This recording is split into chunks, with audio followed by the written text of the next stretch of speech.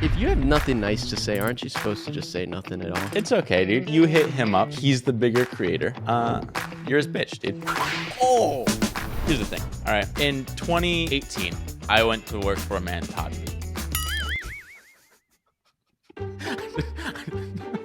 Are we on the same page?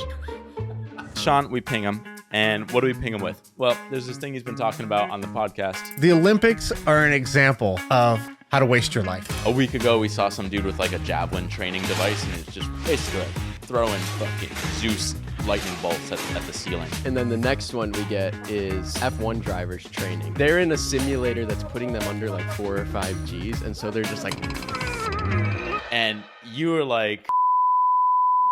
And he's like, cool. And then I hit him with... I just had one line, like instead of the whole family thing, I'm like, I want to make textbooks. Oh, that's how this happened?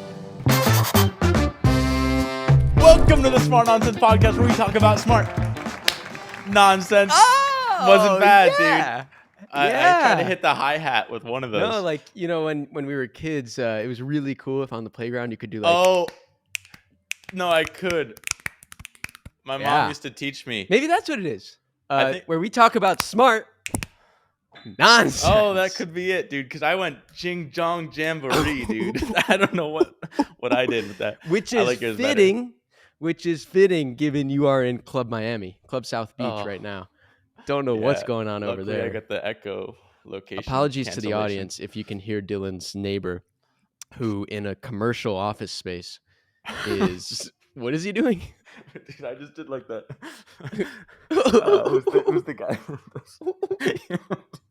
Oh, Stefan. He just did a Stefan from SNL. Like biting my nails. Yeah, that was tough. Jeez. Yeah, I don't know what your question was because I Stefaned, but what's going on next door? No, dude. I mean, it depends on your mood, right? If you're just here hanging out, it's kind of cool in the background. Shooting a pod. That's cool. But if you're in Miami, fucking sick, dopest thing in the world. But no, we're here. We get a commercial gym is really what I think we got. Oh, he's building out a gym next door. So what? They're benching? Like what? Bench press, commercial. Fucking overhead curls, dude. I don't know what the gym is, but a lot of weights in there too. So it's your buddy and Casey Neistat at Live Miami. Casey's trying to clear out all his old gym equipment. So yeah, because it's big, takes up a lot of space, and you're in a commercial office. Right. But at least I'm not on floor 4, one below. Hey, another thing we got to get right off the bat is you were telling me you're having some sassy cat issues with your mom. I feel like we could maybe work those out together. Well, and then creators at large, because I just sent you something that really, really changed the course of my day, maybe my life. Oh, wow. Yeah, it's been juicy last 30 minutes. Not recorded, though, unfortunately. And also the double that's really a half. That's right up there with Ghouls. Gulia.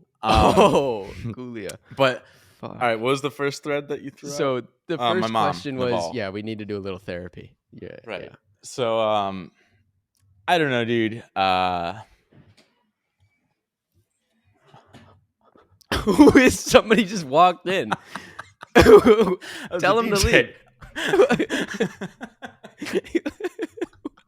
I just see your eyes. I hear a door open. I see your eyes float up to like someone who's 6 feet tall. Dude, DJ just walked in? Yeah. Fuck. Dude, you need an on-air sign outside your door. What is going on? I don't know. So, Naval. Is he gone? Because you keep looking. Spooked, dude. Do you need to go lock your door? Really, I think so. Really, no. Now I'm good because okay, that won't lock happen it again. In. So Naval, I don't know. My mom wanted to. She wanted to talk. Kept calling me, and then I texted my mom. I'm like, "Hey, mom, can't talk on pod. What's up?" And she like sees I'm texting, so she calls me again. Like that's not how this works. And I reject it, and I'm like, "Hey, FYI, young people use text as voicemail, just so she could text what she needed." a little sassy cat, That's to be honest. That's a pointed, passive aggressive. And keep in mind, I wasn't cat. on a pod; I was eating a salad. But I just, you got to boot up for the pod. So she responds. She's like, "Oh, I just wanted to figure out like me picking you up tomorrow for dinner." And to me, to sassy cat Naval, I see that as a one-word response, which is okay. It's literally just like, I'll Uber. So maybe 2 words, 3 words if you depending on conjunctions.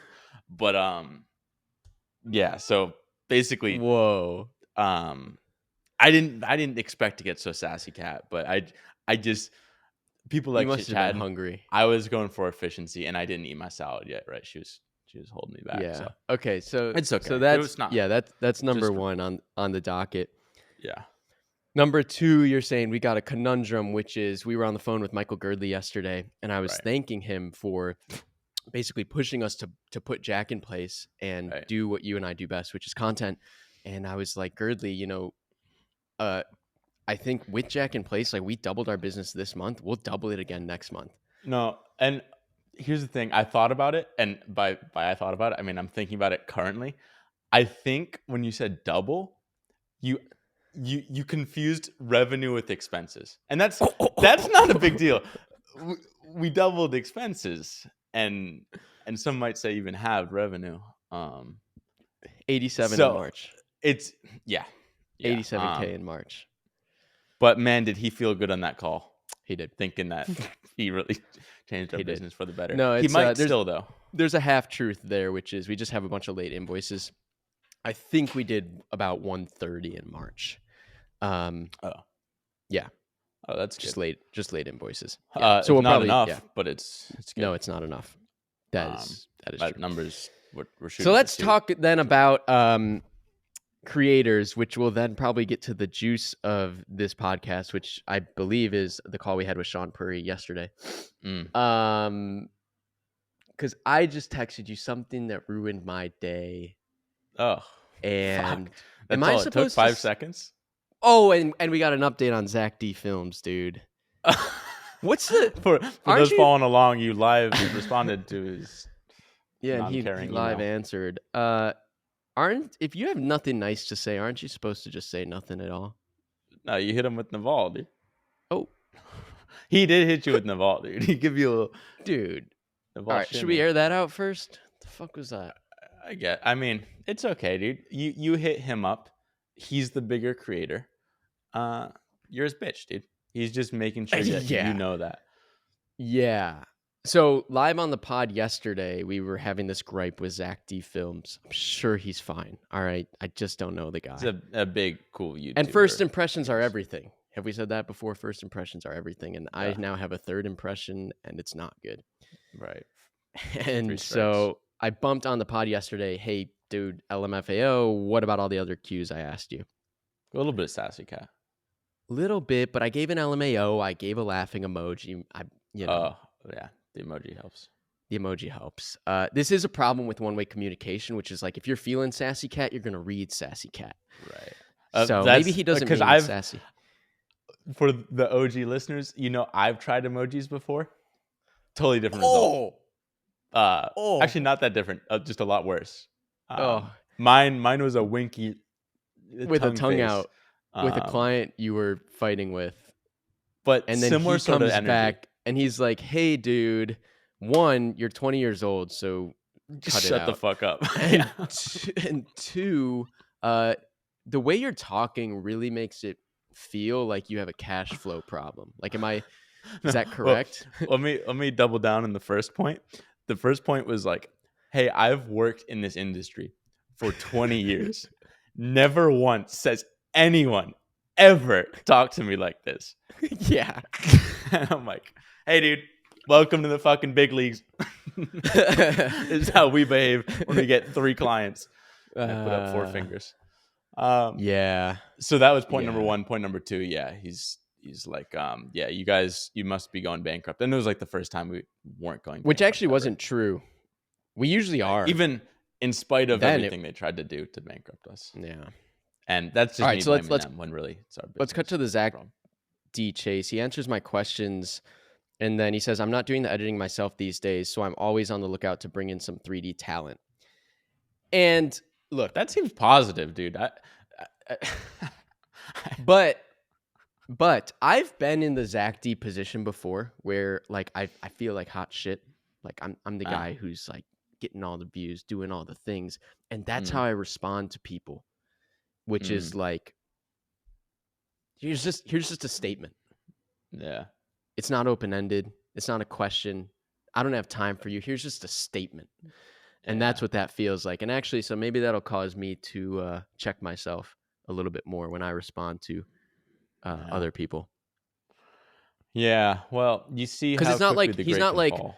right. Like I think it'd be cool if he was like, "Oh, cool, dude!" Like the statement, which is, "I'm always on the lookout to bring in some 3D talent," and then you just tag a little like, "Know anyone awesome?" question mark. Like that to me is like a completely different tone. Yeah. Well, you're talking to an A-list celebrity. Yeah, that's my bad. And now I'm realizing pot calling the kettle black. So yeah. Well, at least you got M's, dude. He's Some got people are Deca stuck in M's, K's. dude. Imagine if I hit him up, dude. He wouldn't even respond. That probably gets into our next point, Pop. Should we talk about the elephant in the room? I lost sleep over it last night. Really. We should probably get into it. Here's the thing. All right, fill us in. In 2018, I went to work for a man, Todd V.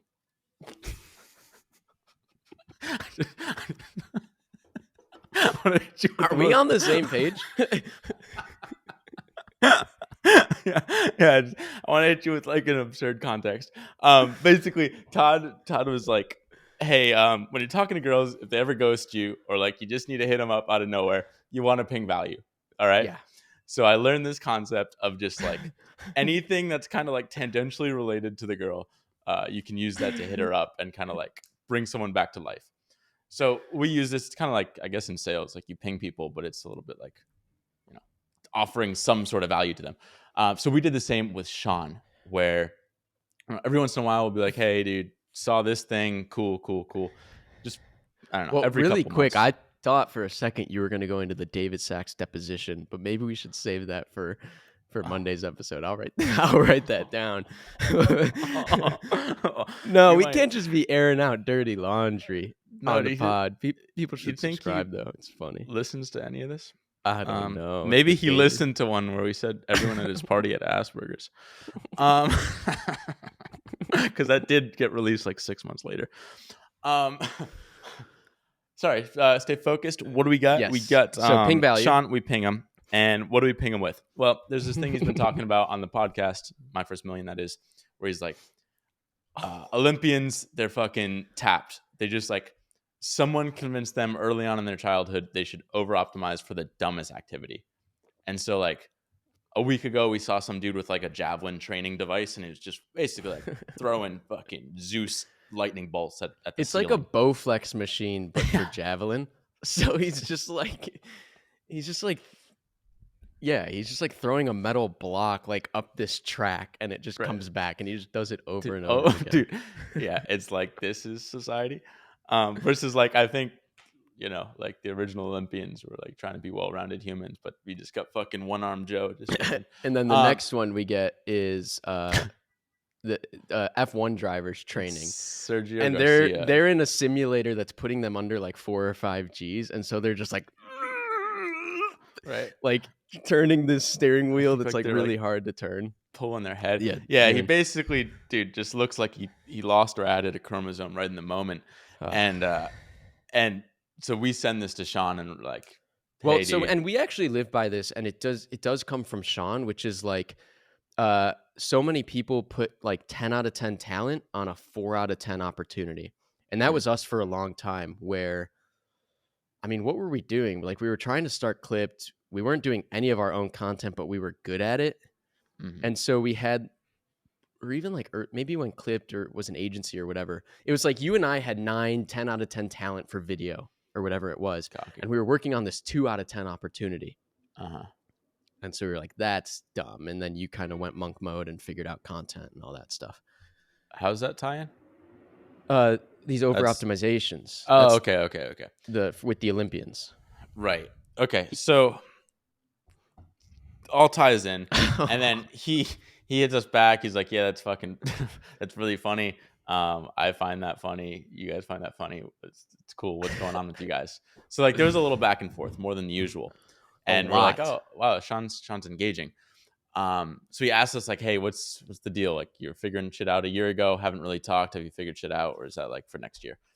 And you were like, yeah, put Jack, my brother, in charge of the company, and I have dogs."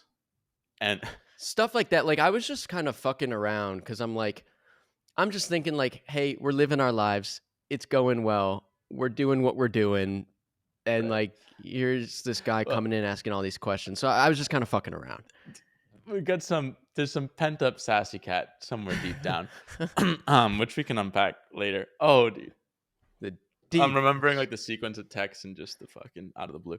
But so you say that like, hey, just kind of like, yeah, Jack's here. I got dog family, and then Dylan reads Seneca. No, I was just like, oh, I was like, that's what we're up to. I was like, Dylan reads Seneca now. We do content all day. Brother runs Clipped. I got a dog. And he's like, cool. And then I hit him with, I just had one line, like instead of the whole family thing. I'm like, I want to make textbooks. Oh, that's how this happened? That was my response. I know it was. I forgot.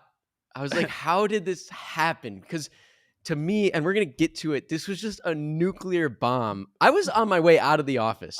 Right. And I was like, where did this, like, it was like the Tasmanian devil just like ran in and like shook me up a little bit and then like threw me at the window. I forgot you texted that. Because you were giving him a low key Zack D Films, and I was giving him Seneca, dude.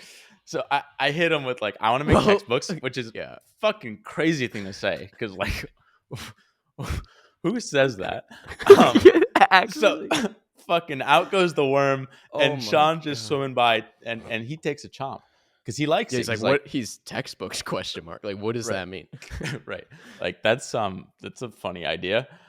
And I don't know, like the whole secret. I don't want to really read out the whole text, but it was basically like start going back and forth. Like, oh, that's a really interesting idea. Like, who the fuck, who's doing textbooks? Like, I like this, and I'm like, I kind of want to read it because I'll tell you, he was basically like, I love this idea. This is the idea. And by the way, my red flags are flying because he's idea guy. Like, this is a good thing. I think if idea guy is validating your idea, but it was also kind of a maelstrom. So he goes, I love the idea. I want to invest today. Right? Well, I'll kind of going through. He's like, I like it. And he starts brainstorming stuff. He's like, oh, wait, this would be really good for like explain things like I'm 5, but it's like for the SAT or AP honor roll. And he's like, I love this idea. Do it. It's like, he's really engaging. Like, okay, that's like to bite on it. He's Mr. Ideas guy. So he sees a lot of ideas. So it's kind of interesting when he really bites on something because it's not super common. But I think it might be the most common. It's not super common for us, but I think his life is just doing that because he's ideas guy. But I haven't seen this as much out of him, and I've seen a lot of his stuff. He's basically like, hey, yeah, that's a really good idea. So much better than doing an agency or YouTube channel, which is funny. And then like, we're like, I'll invest today, and I'm still. Well, I'm Zack D like, in him. Hey, dude, I'm reading the text. Let me walk you through. Sorry. So you start talking about like, we're just trying to get like our nut with the agency, like our Zip 2 nut. And he's like, dude, people get it wrong. Like, you don't need money. Here, let me what he said. So what I was saying is like, I believe that like Elon had his Zip 2. Basically make money first and then be able to have an impact later. So Elon had his Zip 2 so that he could do PayPal, SpaceX, Tesla. Yeah. And Shaan's like, you're kind of getting it wrong. It's not the fact that you do Zip 2 to make money. The Zip 2 is where you learn all your skills, basically. Yeah. And so, he just starts going and he's like, this is definitely interesting, but can you even do like the Krebs cycle and make that interesting? Or is it just like pop culture shit that you talk about? And I hit him with like 2016, this chapter from my biology textbook. Send that puppy over to him. It was me like trying to be wait but why and like drawing little stick figures and stuff. And he's like, you guys are pissing me off now. Like it's because we're fucking around. I continued to fuck around. No, you're interpreting it wrong, dude. No, I'm saying, Shaan, we don't need. I send, dude, from your PDF textbook, I send the fucking Pac-Man, and I'm like, right now. I think we're like talking over here, and Shaan's like, you're pissing me off because I'm trying to brainstorm on this idea. That's a really good idea, and you clowns are just spinning out over there. No, I interpret it as this is a really fucking good idea. You've thought about it for a while. Like, you're pissing me off that you aren't doing this right now. Oh, so he was pissed off that you had this biology thing from 2016. Yeah, and he's like, dude, why haven't you been doing this for 8 years already? That's my interpretation. And so, you tried 10 different times, right? Stick figure. So basically, you try and say like, yeah, like, dude, we're already like fucking making books and stuff. Like, this is already like, it's already on the trajectory. I'm just like, we're doing it, dude. Wait, this is kind of funny.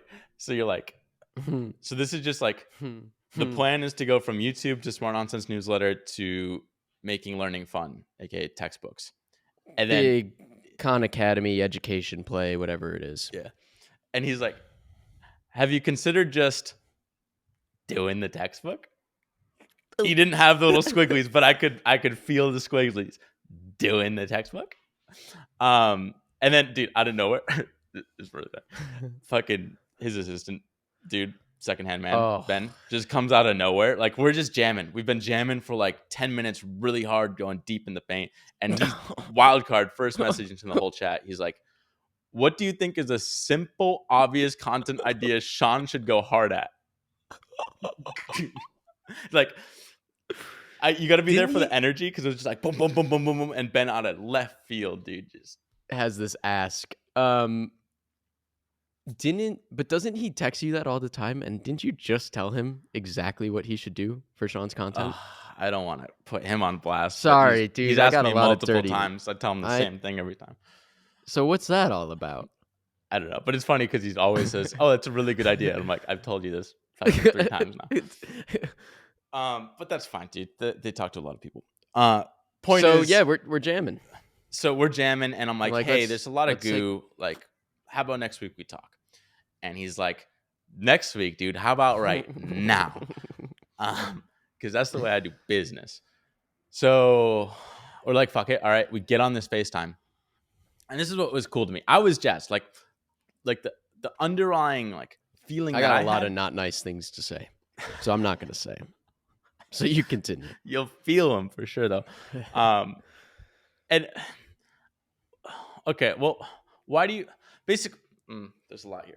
Yeah, tons. Well, let me frame the call at least, because it's like, it's a super positive call. So it was just fascinating to me that you were not as stoked as I was.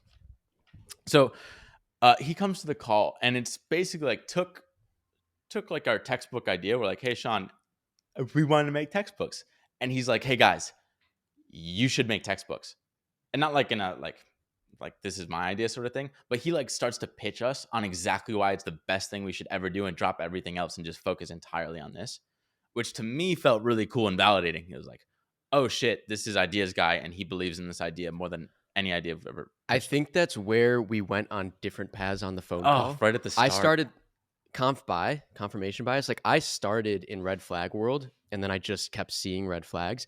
And you were having this having this idea that you've had since 2016 that we want to do. Like, you were having this thing validated to the 10th degree. Right. And so you're just hearing all the incredible things, and I'm hearing all the red flags. I didn't realize that, but that's kind of interesting. Yeah, just fucking different lenses for the whole conversation. It's a classic Naval, like the world is neutral or whatever. And like, you just take basically what you want from whatever you want. Like, Shaan was, let's say Shaan was being neutral. I went red flag direction. You went incredible idea, drop everything green direction. Flag. Yeah. So what was cool was like, I like the way he thinks, and like, I don't know.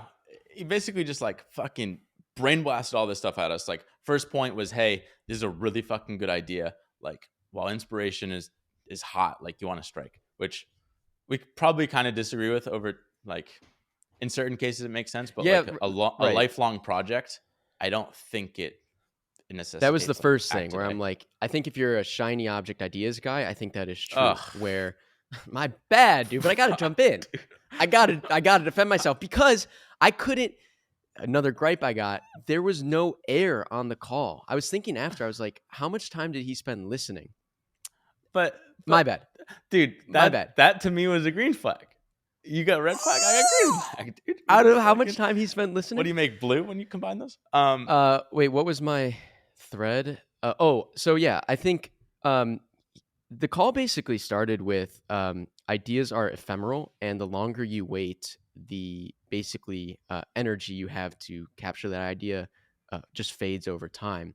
Mm-hmm. And I think I certainly believe, and I kind of think we believe that actually, one, there's plenty of time, be patient. And the best ideas are the ones that you keep pocketing or keep shelving, and they just like keep bubbling back. You had this idea in 2016. Right. You tried it in 2017, didn't work. You tried it another way in 2019, didn't work. You finally try it with our content in 2022, works. So it's one of those ideas that keeps coming back. That comes from the Basecamp guys, which is just like there's plenty of time. Work on the stuff that keeps coming back. Also, like Kevin Kelly, he talks about this where he'll try and give away his pieces for, like, he wrote Wired magazine or created it, and like he'd write little tech pieces or whatever.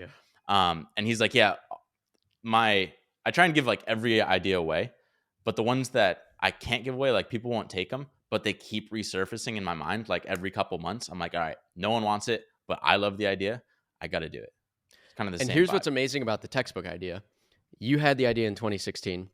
We're figuring out like the packaging, smart nonsense, blah, blah, blah. I came around to it like 6 months ago.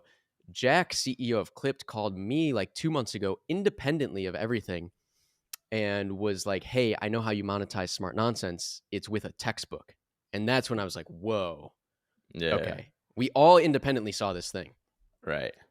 And what's actually kind of funny. So it's a great idea. This, I originally, I think it was freshman year. I mentioned this briefly on our call, but freshman year, Tim Urban, who writes Wait But Why, big inspiration for all this stuff, he came to give like a practice TED Talk at Brown. And I went to that. I didn't even really know who he was, but I started reading him like right before. And so I asked him afterwards, I'm like, hey, dude, why don't you fucking make textbooks with this? He's like, thought about it. Great idea. I even have like my own SAT prep company, so it'd be perfect. I just don't want to do it. And it's like, okay, all right. Well, he doesn't want to do it. Also, yeah, he just has like no scale or like leverage internally. So like whatever Tim Urban works on, he has to do entirely himself. Right. So there's no multiplier on Tim Urban. Yeah, because it's very hard. So hopefully there would be a multiplier somewhere. 6 years writing a book. That's right. Gnarly. That was kind of funny. Or Shaan was like, yeah, he just spent 5 or 6 years, and he's a happy dude. Let him be. He is. So Shaan's first point, we don't really necessarily 100% agree with, but his second point I really liked. He's like, all right, you want to do first principles of creating the textbook white page. No, he says like, you wanted to do what rich people end up doing. It's like, okay, these are the people that have already made their nut. They have like a giant bank of cash, and now look at them and see when like money is not an influence on how they make decisions. What do they decide to do? He's like, you look at the Stripe Collison brothers. Like Patrick Collison makes it, runs it, but like on the side, now that he has all this money, he's doing these fast grants, which is like he sees the grant making process is super intensive, got a ton of just random people involved. Like my mom, that's literally her entire job is just grant approval stuff and budgets, and he's like gonna bypass all that and just give grants directly like a Stripe loan like we do. So just these projects, they're sick. Like I'm a huge fan of them. Yeah. So his point is when like, we get them. Yeah, he's saying like basically this is one of those ideas where if you already had money, you would want to do it. It's like just very like intrinsic.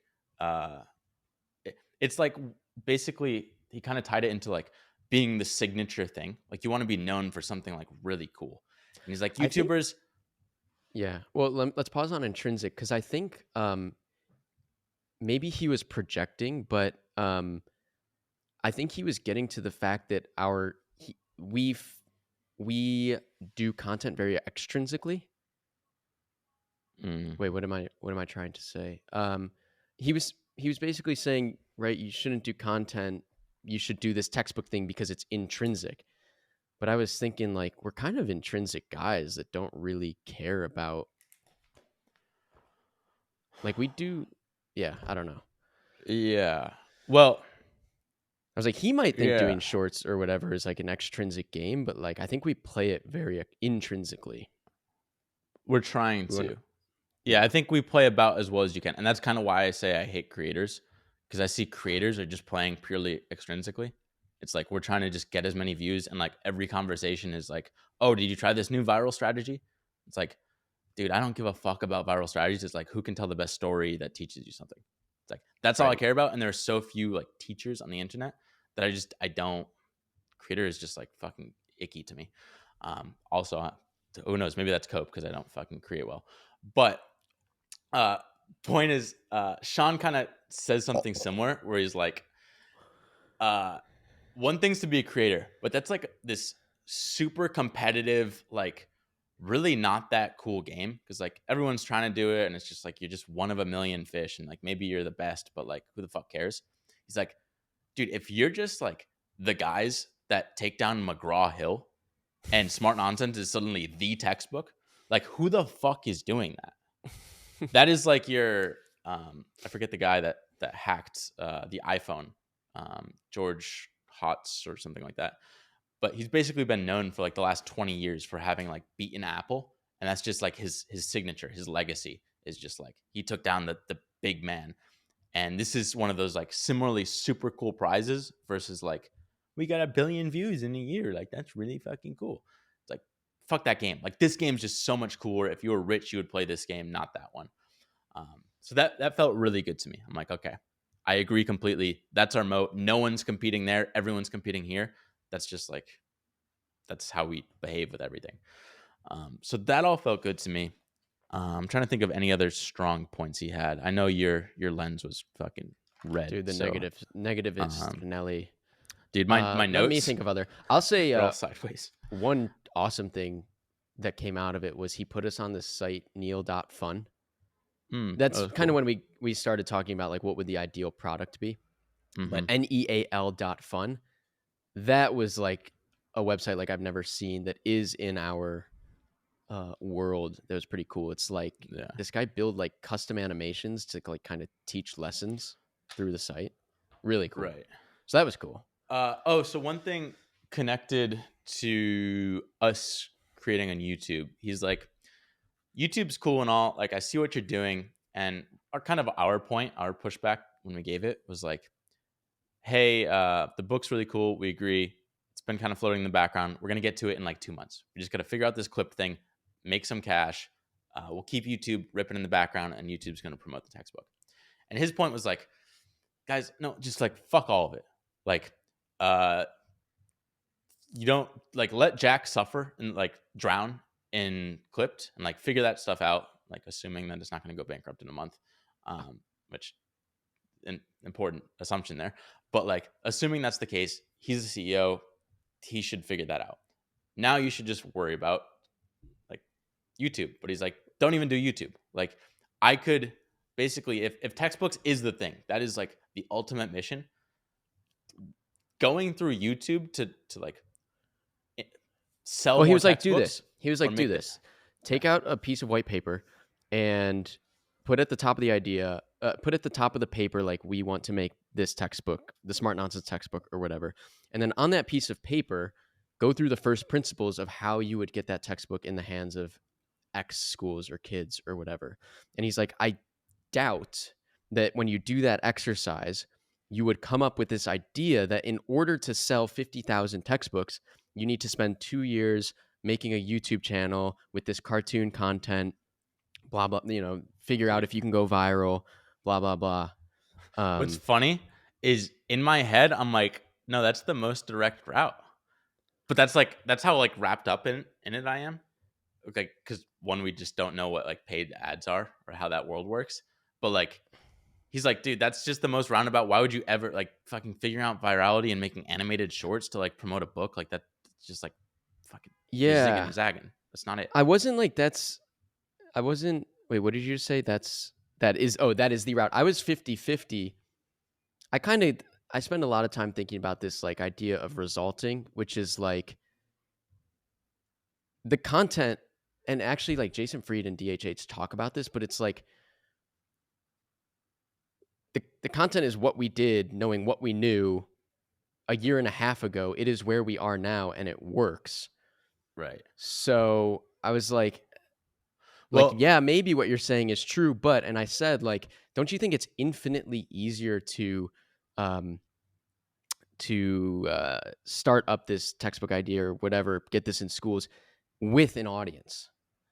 yeah. Like, isn't it infinitely, what I would argue is it's infinitely easier for Mr. Beast to go and disrupt the entire textbook market because kids will be begging for Mr. Beast's textbook. Then yeah, we could look at it from first principles and figure out another way to do it. But it's like, it's a fine way. What we've done, it's fine. His main point is like he kind of ran through the numbers of like basically his point was like, hey, replicating your entire audience like right now, what it would take to, if you're gonna sell maybe like 10% of them a book, so say like 200,000 textbooks or something, the math is gonna get shaky. Basically, he's like, I could replicate all the effects of your audience with like 50K in TikTok ad spend. It's like, and you guys are spending probably 300K a year. But I don't think it has content. I think he could extrinsically, but I don't think it has the same depth of if you have students demanding that Henry and Dylan's Smart Nonsense textbook is stocked in their libraries. Yeah. Yeah, it's more like force fed versus like this is like people that want to go from the bottom up. Yeah. Right. And also your main idea, like Shaan was like, shut everything down and just work on the book. And you're like, your main rule that you repeat over and over is like, don't interrupt compounding unnecessarily. Charlie Munger. Don't. Yeah. And I on my got the phrasing wrong, but yeah. Never interrupt compounding unnecessarily. And the red flag path I went on the call was like everything coming out of his mouth. Granted, he doesn't know about what we're dealing with. He doesn't really know any of the context of how we make content and why we're making content and what kind of content we're making. But it's just like everything I heard coming out of his mouth, confirmation bias, was just like interrupt compounding. Yeah. And I was like, but that just from my lens, I haven't made a video in almost a year. Oh, so it's like I've already interrupted compounding. There's a larger lesson here, huh? No, but yeah, I think you're more. Go ahead. Then I have an interesting tidbit, but it's a little veer off. You're probably more of like an actual YouTuber or like creator person. I see myself as like I like cracking something and then ideally making the little system so it runs forever on its own, and then I can fucking read and just like sit in my crystal cave and then figure out the next thing.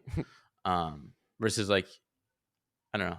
I feel like you get more enjoyment out of actually like doing the thing versus I get more enjoyment out of.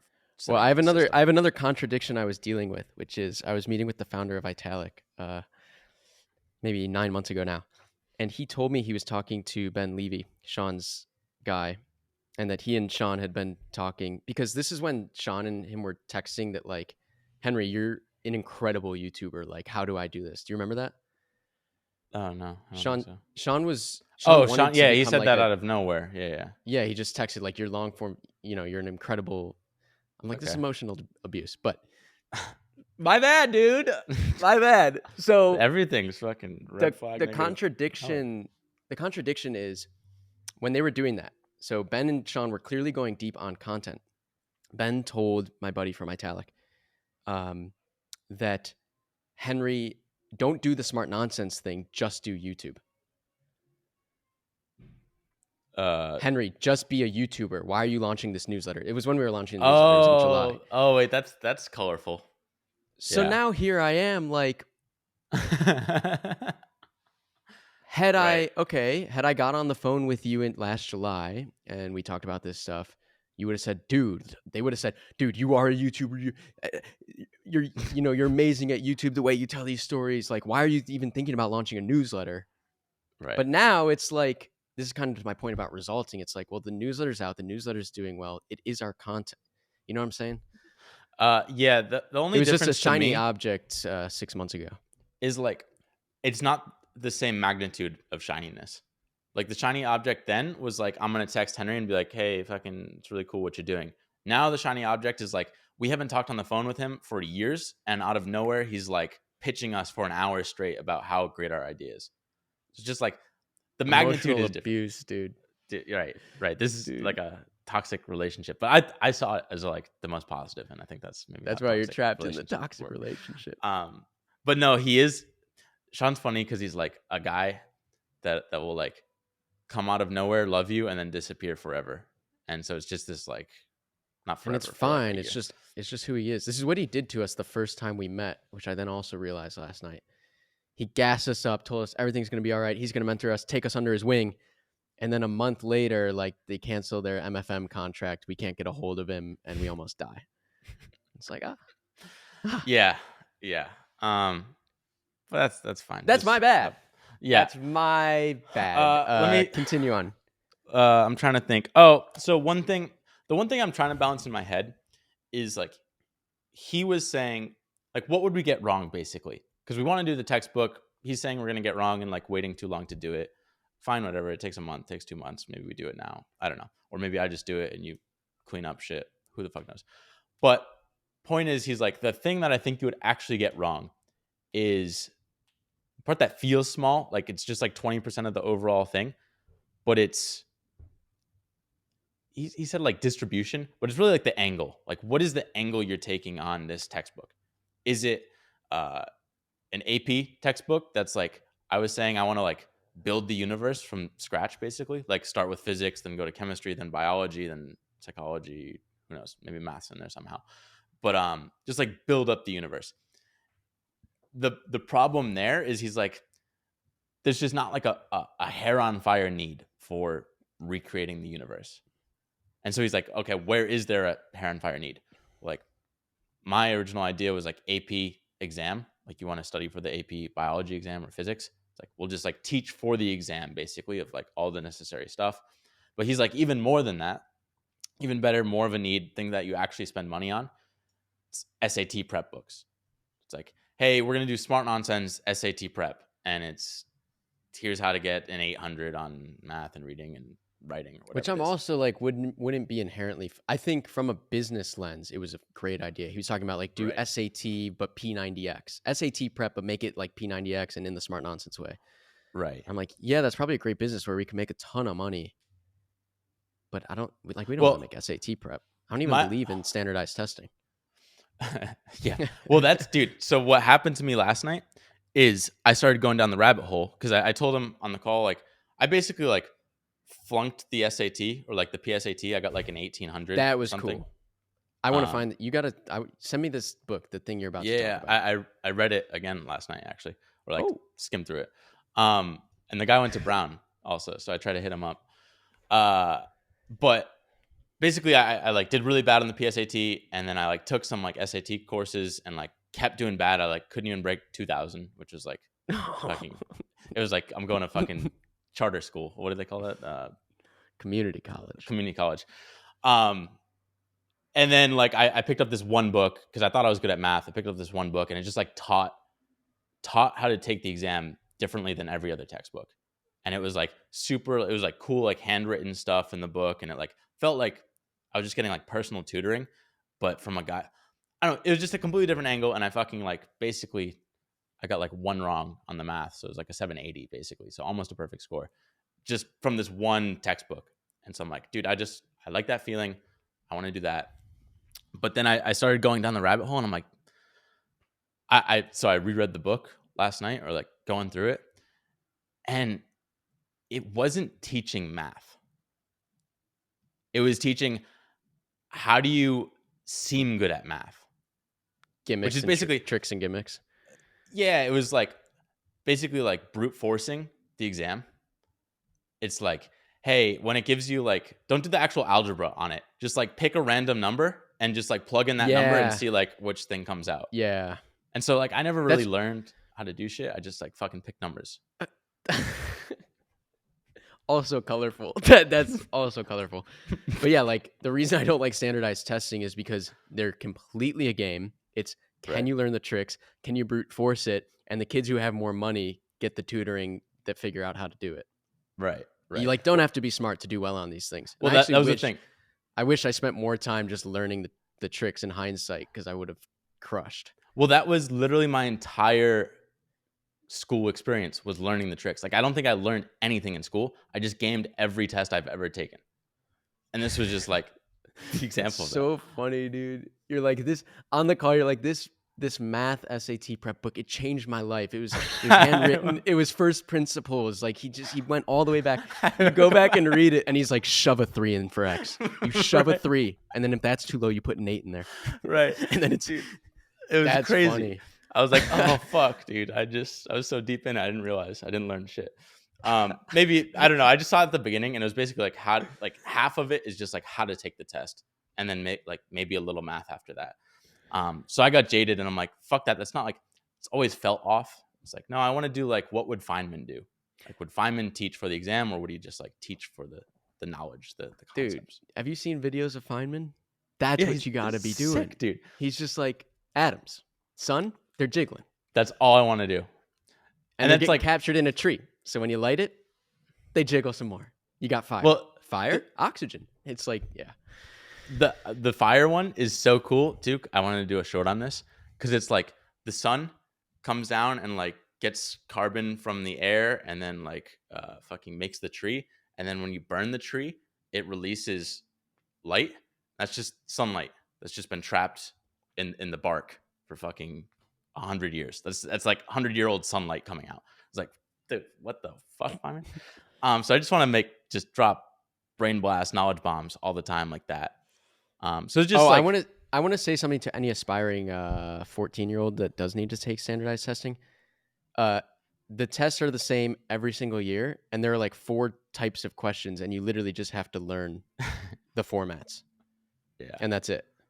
You get a book and you do that. It sucks, dude. Yeah, I kind of like radicalized hard. But the good thing is like if Clipped is running well, then it really doesn't matter if we make money. Like Khan Academy is nonprofit, and then just like teaching. They probably do some test stuff, but like that's where I'm like money. Clipped is the best opportunity we have to make a lot of money in the next 6 months. Mm-hmm. So that's where I'm like, don't interrupt compounding unnecessarily. Yeah. Is it that 10 out of 10 opportunity if we had money that we would be doing? Like, no. Well, but it's right there. I mean, it's what happened with Tim Rubin with Wait But Why is he was with Andrew Finn, his business partner. Andrew Finn went and did the test prep company so they could like make money off their unique way of looking at the world. And then Tim went and wrote Wait But Why. And like, Tim, just do this for like a year. Hopefully you make money. But I'm going to go like make real cash that'll support this regardless. And I didn't get a chance to say this, so I'm going to say it behind his back. But like, even in Elon's case, what was he saying when he was a student in college? It was like, I want to fix electric cars. We need to get to other planets. We need to be a multiplanetary. Like he was saying the same things that he's working on now, but he still had to do Zip2 and PayPal first. Do you think he thought of it as getting his nut, or you think, because I think he started as X and it just like didn't materialize into the grander vision. Yeah, I don't know. I guess my point is like he always had he has the same vision today that he's working on that he had when he was 20 years old. And then he got nut 1, got nut 2. Then he had enough money to actually go do those. And he couldn't have done them without a lot of money. I think the difference, which I don't know if it's true or not, but like the difference is, did he think that take like the PayPal thing? He's like, I want to change how like money works in the world. Was that like an important part of it? I guess he'd still be doing it if it was that important, but like he could have been more in it for the vision than the actual money. Like we're clearly doing Clipped because of the money versus that could have And been part of his master well, I plan. think he Which went I don't to. know. I think he did Zip2 and PayPal because of the .com bubble, because of the money. Okay. I think. Yeah, so it's different. Shaan has his money, so he can kind of like think this way. We're not quite there, but we're close. So we're just like, Shaan, just give us a little bit and we'll come do it. And probably in a more intrinsic, like super long-term way that just feels right. Like SAT prep doesn't feel right. Sure, you could probably sell a lot more books. One question that I do have is like impact. Like that might be a really good way to just like have a lot of kids be obsessed with Smart Nonsense, the brand. And then when you give other Well, that's books, what he was maybe it saying helps. is like, because you were saying, do we like, I want to build the universe from the ground up, physics, chemistry, blah, blah, blah. And he's like, actually, probably no. Do the stickiest thing that gets you in as many kids' hands as possible first, gets them to fall in love with Smart Nonsense and Oh, how you teach.